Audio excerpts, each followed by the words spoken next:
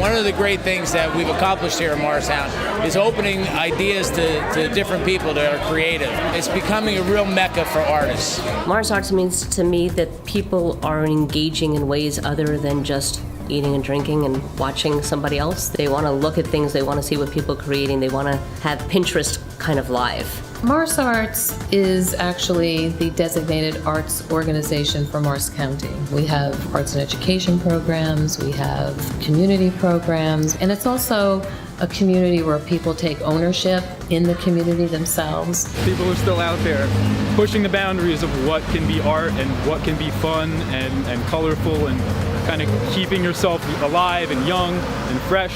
That's what it's about. Morristown was a completely different community 20 years ago before the theater reopened.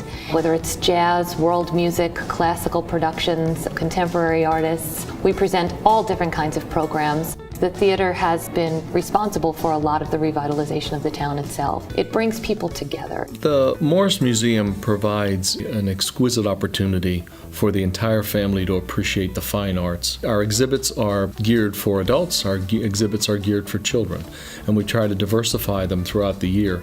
First Night Morris County is a nonprofit organization that runs an event each year. The event has about 5,000 attendees each year who buy a button, which gives them access to over 300 artists, 80 performances in 25 different venues throughout downtown Morristown and the Morristown Green. The Bickford Theater produces 4 plays a year and presents concerts in children's theater and jazz, so we also try to cover that wide spectrum of entertainment. It's become a much more vital township, having ourselves as a gallery space. The Vale Mansion, which just reopened, really amazing restaurants here in this area. It's just a ripple effect. Everybody who comes to Glassworks goes to get coffee or lunch or dinner or buys a bottle of wine. And on any given night there's a performance here at the theater. The restaurants are filled.